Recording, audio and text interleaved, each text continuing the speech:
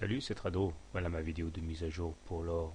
Tout d'abord, on va commencer par l'hebdomadaire. Chaque semaine, comptant pour une bougie, nous voyons que nous sommes à nouveau sur une rampe de lancement.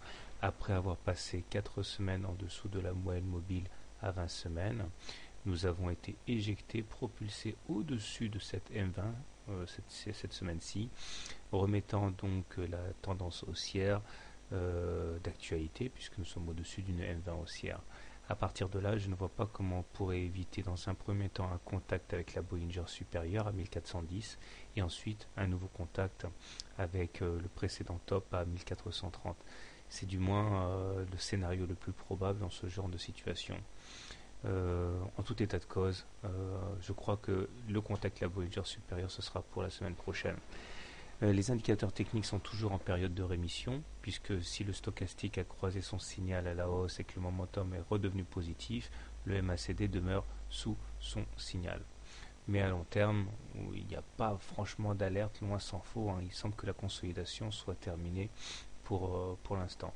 Nous sommes à l'intérieur de ce grand canal noir, toujours très prometteur, et dont la partie haute invite les cours à aller chercher les 1550, 1500, 1600 dollars l'once.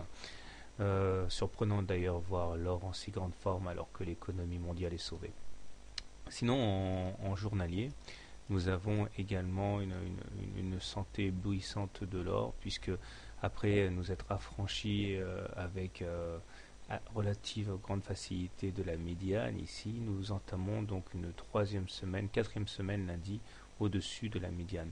L'objectif intermédiaire que j'avais fixé à 1392 a été atteint, puisque ça correspondait au plus haut du 13 janvier. On risque d'avoir une pause à partir de maintenant. Il demeure que le bien est fait, j'ai envie de dire, puisque maintenant que la clôture au-dessus de la médiane n'est plus une question de hasard, on s'ouvre la voie des rotations à l'intérieur de la partie haute de la fourchette d'Andrews noire, autrement dit entre 1430 et 1375, et ceci restera valable tant qu'on n'aura pas clôturé de manière significative en dessous de la médiane. Les indicateurs techniques sont toujours très bien orientés. MACD positif au-dessus de son signal. Le momentum est toujours sous le coup d'une divergence baissière, mais on est bien orienté. Et le stochastique, par contre, vient d'invalider sa divergence baissière, puisque vous voyez qu'un plus haut a été atteint. Et donc il accompagne en cela le plus haut qui a été réalisé sur les courbes. Donc ça c'est bien. On a évacué une divergence baissière, ce qui augmente les probabilités d'un décollage vertical, puisque lorsque on clôture au-dessus de la Bollinger supérieure ici, et qu'en même temps la Bollinger supérieure et la Bollinger inférieure divergent, comme c'est le cas, on est dans de bonnes conditions pour entamer un rallye haussier. À suivre donc.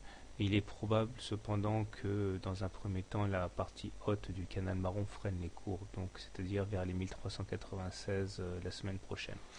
Voilà, donc haussier moyen terme, haussier court terme, que demande le peuple, n'est-ce pas?